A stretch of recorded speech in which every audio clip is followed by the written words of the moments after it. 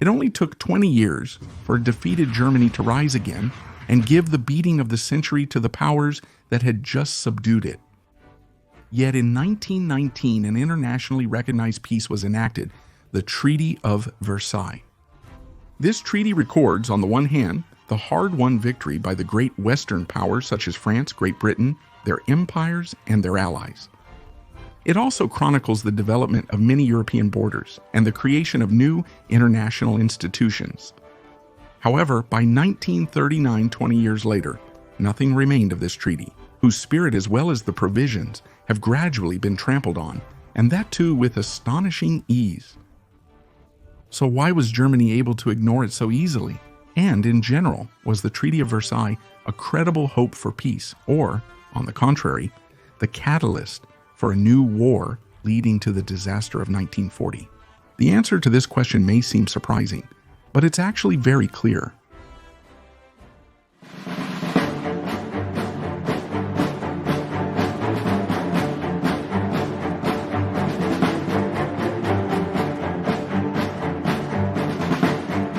The end of World War I witnessed a peculiar event that sheds light on the ramifications of the Treaty of Versailles, which you may not have been aware of.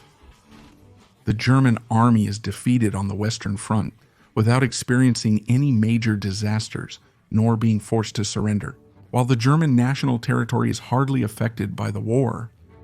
And yet the German army is indeed defeated in the West. From the summer of 1918 onwards, as the Americans gradually arrive, there is no longer any prospect. Its last major offensive has failed, and it is then only retreating, which pushes the German High Command to ask for an armistice.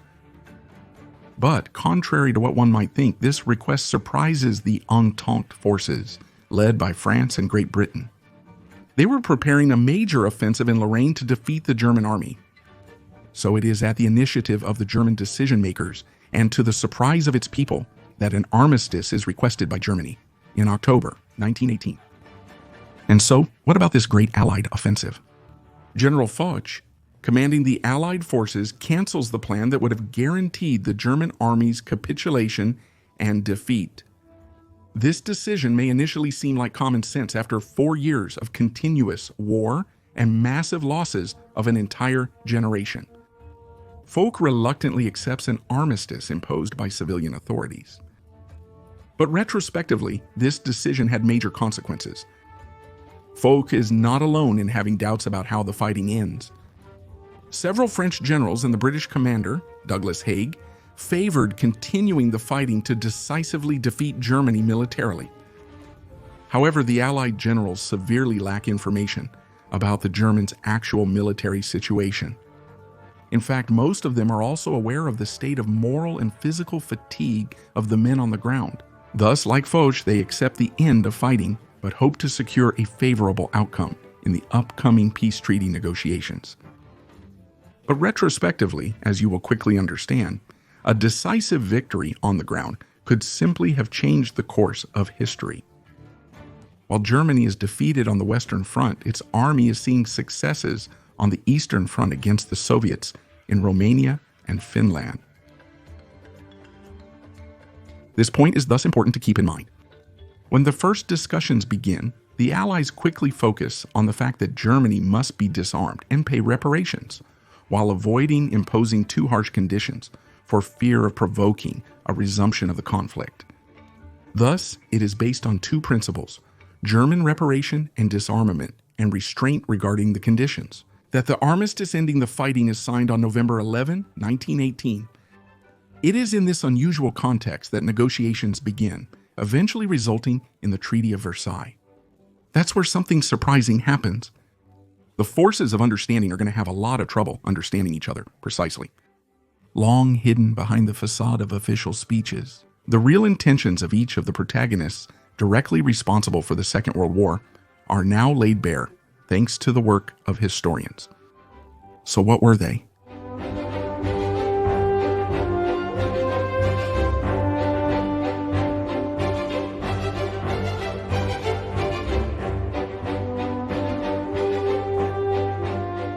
On the French side, the position is rather simple to summarize.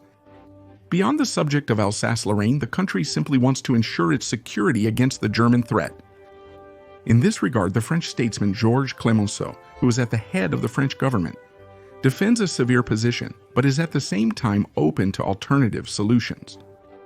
French General Ferdinand Foch, commander-in-chief of the Entente armies, remains uncompromising and wishes to see a Germany definitively defeated, unable to recover from its defeat.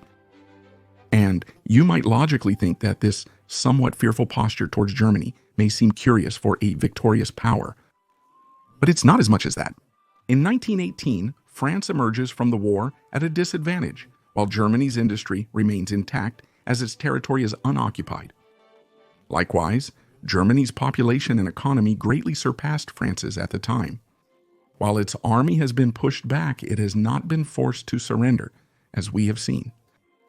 The French are thus perfectly aware of these different points, which are a real cause for concern for them.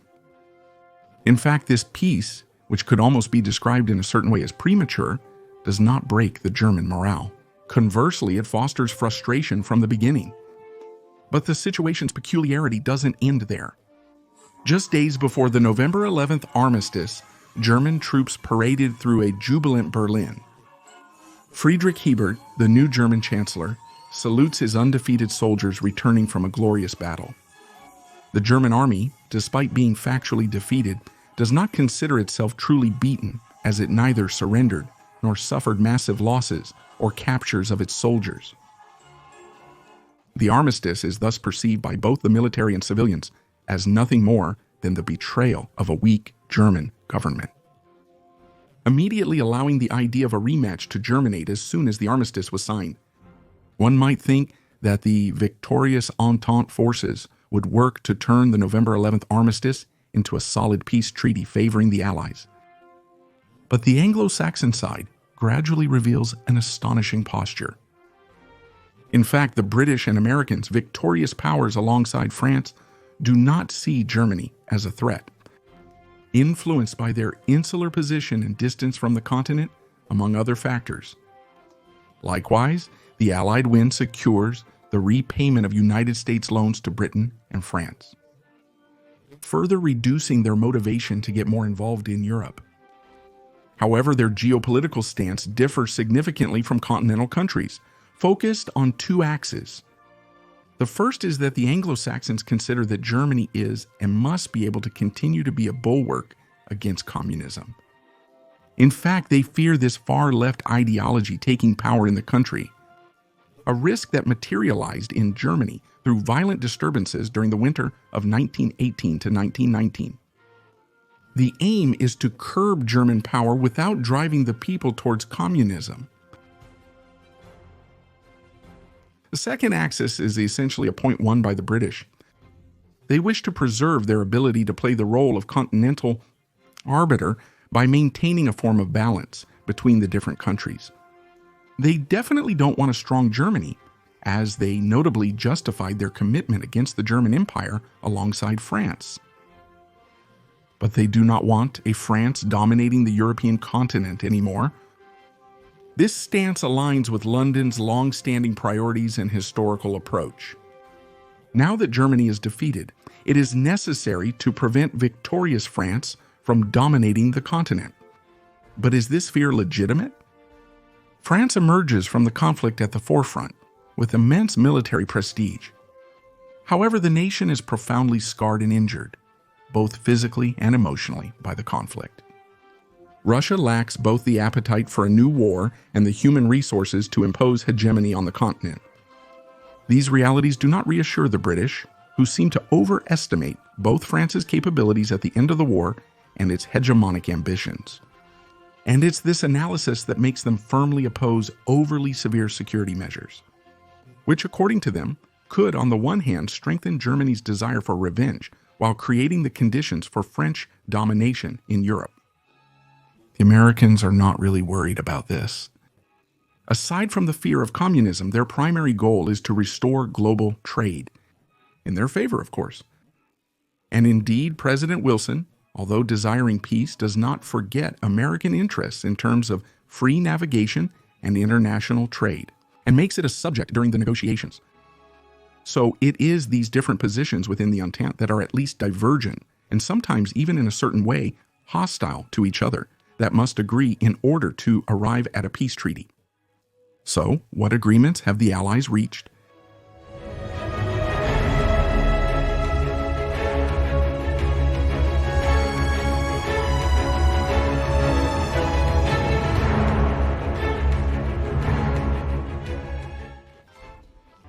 At the end of the war, Georges Clemenceau, president of the French Council of Ministers, an advocate of a rather firm but open to discussion approach towards Germany, has to deal with the differences we just mentioned with his partners, as well as with Generalissimo Foch. The latter, in favor of a hard line, defends the idea of occupying the powerful industrial region of Rhineland by an inter-allied force, followed by an autonomy of the region, while the German border is thus backed up to the Rhine. It is indeed on the occasion of these negotiations that he declares this sentence, which has remained in legend, as it is so prophetic. Without the Rhine's left bank, it's not peace, but a 20-year armistice.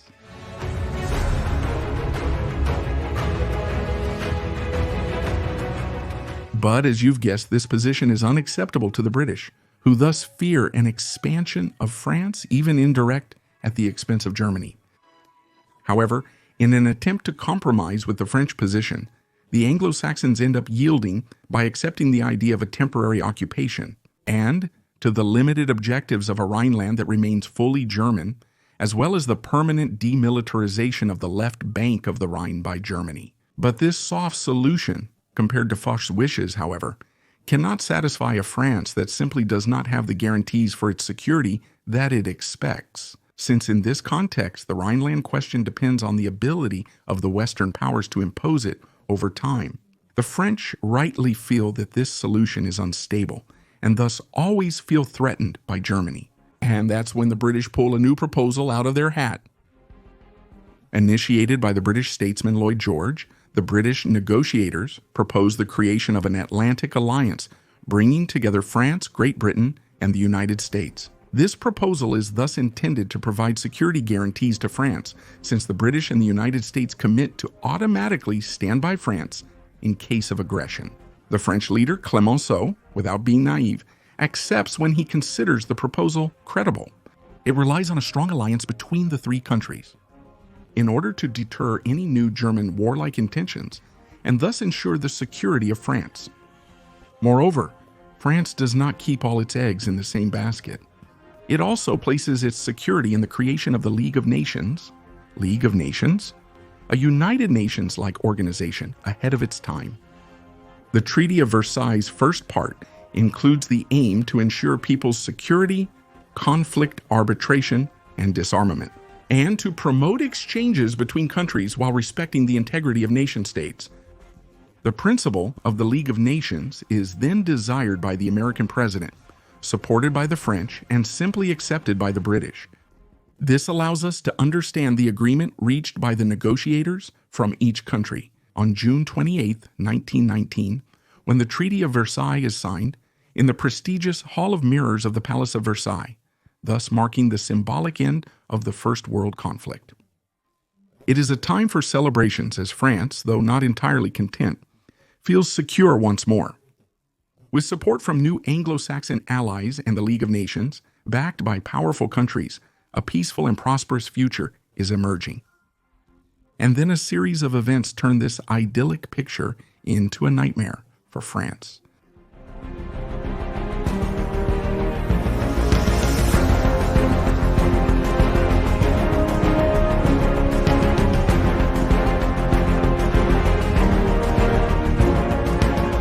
The event occurred just days before the Armistice was signed, months prior to the Treaty of Versailles, which triggers a chain reaction leading to the collapse of a whole section of the treaty, and this just a few months after its signing. It was on November 5, 1918. The American president Woodrow Wilson, belonging to the American Democratic Party, loses the elections to the American Congress, which falls into the hands of his political opponents, the Republican Party.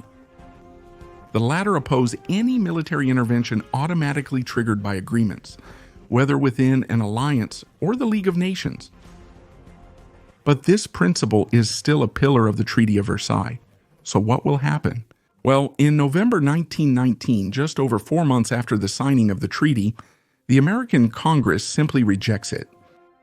However, the United States must comply with their signature, and it is only after painful negotiations with the Republicans that the Democratic President Wilson manages to get the American Congress to adopt the Treaty of Versailles at a discount, forcing him on one hand to abandon the Atlantic alliance with Great Britain and France, and on the other hand, forcing him to renounce joining the League of Nations, which he himself had nevertheless called for. Fortunately, despite this setback, France can still rely on its alliance with Great Britain and its powerful empire. But the British are actually taking advantage of the situation. The British withdraw from the Atlantic Alliance despite their commitments following the American withdrawal. France, for whom these commitments were essential and justified serious concessions, thus finds itself on this aspect, at least betrayed by its allies and in practice once again alone against Germany. Despite these setbacks, it is also important to remember that France is not necessarily a loser on all fronts. She recovers Alsace-Lorraine, while Germany remains restrained by the treaty, losing just under 15% of its territory and 10% of its population. Berlin is legally deprived of an army capable of launching any offensive, while the Germans also have to pay war reparations, of which 52% are allocated to France. Moreover, the League of Nations, though weakened by the United States withdrawal, has the merit of existing and creating a clear framework for global geopolitics.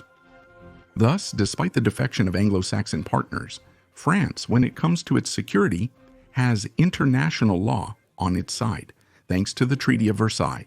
But the situation is no less clear. France is, from the 20s onwards, the only power remaining as the guarantor of the Treaty of Versailles. Can we also consider that this treaty had a real chance of bringing peace to Europe? Or was it, on the contrary, the source of new troubles? Well, the answer is very clear. Yes, the Treaty of Versailles is directly the cause of new troubles that lead to the Second World War. But which ones? Well, they are primarily geopolitical. For Germany, while the reparations are objectively manageable, they are seen by the nation as a harsh moral judgment.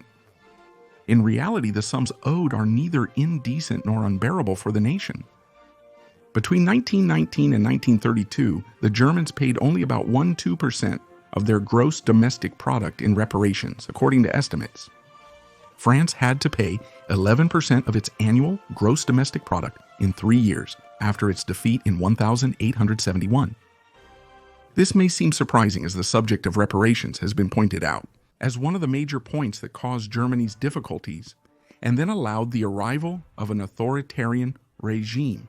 A superficial analysis might suggest this. The reparations demanded of Germany when signing the Treaty of Versailles seem heavy at first glance, representing about 45% of its 1919 gross domestic product value. However, the number of years the country has to settle this debt is not then definitively set and regularly extended, while the sum is also lightened several times. This results in Germany paying only a small amount of reparations, about 1% of its gross domestic product annually, until World War II broke out. But what ultimately destabilized Germany's economy? Germany, like the French and the British, emerged from the First World War in debt. This debt and the management of the German currency during and after the conflict, characterized by excessive currency printing, leading to uncontrollable inflation. Crowned by strong political instability, they are responsible for most of the damage, both in the economy and German society. Despite this, paying these reparations adds an additional difficulty to the country, as well as the moral condemnation attached to it, which are deeply felt within the population, who quickly talk about the dictate of Versailles. To top it all off, the situation is inextricable, as public opinion in France and Germany is then irreconcilable. For the French, Germany is responsible for the war, and it is therefore obvious that she must pay. But for the Germans, France appears as a tormentor abusing her victory, despite various accommodations. With a wider perspective, the situation is even more apparent. The fall of the Austro-Hungarian Empire at the European level leads to new ethnic tensions. This is evident in Czechoslovakia, Germany's neighbor, where various minorities coexist. The country thus brings together 7 million Czechs 2 million Slovaks, and 5 million inhabitants. Other ethnic and cultural groups, such as the Slovenes, Hungarians, Poles, as well as numerous German-speaking populations, which will later serve as a pretext for Germany. The new Polish borders also include other ethnic groups, such as German-speaking populations. Thus, according to the principle of people's right to self-determination, the new borders, drawn after the war, have poorly taken into account ethnic and cultural issues, making the newly created territorial entities difficult to manage from the start, while creating new tensions between countries. From the beginning, the situation is confusing and unstable, while for France, the geopolitical situation quickly becomes complicated. From the early 1920s, France felt isolated on the international stage. Its alliance with the British and Americans has fallen through. The League of Nations is considered too weak by its own founders. While France believes that the guarantees offered by the Treaty of Versailles are insufficient, it is now the only one that really wants to impose them over time. In contrast, Germany is resolved not to fully acknowledge its defeat. Germany still maintains a well-functioning industry and an army, albeit limited to 100,000 men. In principle, the country thus still has the industrial and human resources to quickly train and equip potential conscripts. With only France opposing, it increasingly rejects the imposed terms. But France does not remain passive in the face of this situation.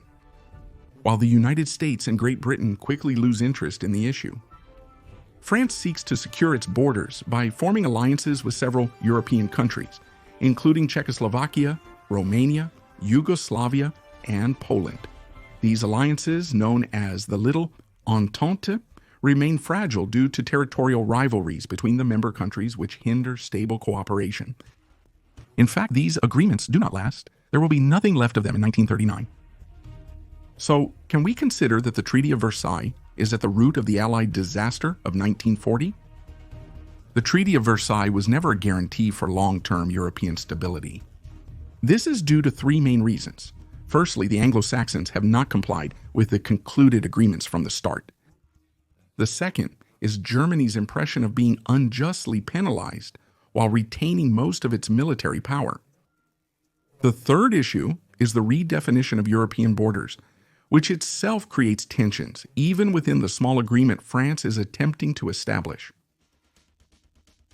The League of Nations could potentially have resolved a large part of European tensions. The institution's weakness, especially due to American absence and lukewarm British Empire support, means it only serves as a forum in practice, where people vent their grievances without viable solutions that can be implemented or imposed. The Germans, though defeated, recognize their strength while grappling with their losses and the repercussions. France is quickly abandoned by its former allies and tries to find alternatives. While the much-feared scenario of a France bled by war, having to face Germany alone materializes. Europe remains in turmoil after the war due to extremist politics, poorly addressed ethnic and cultural tensions, and issues created by the treaty itself, or even the absence of a real force or entity capable of arbitrating the continent's conflicts.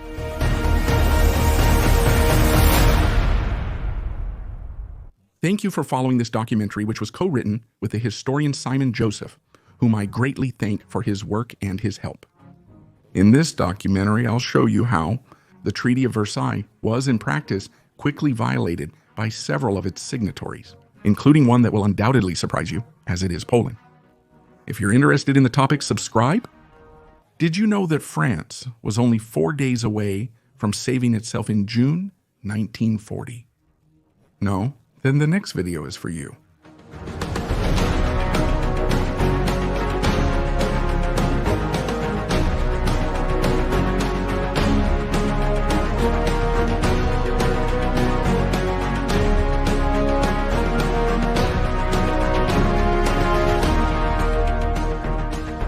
Thank you.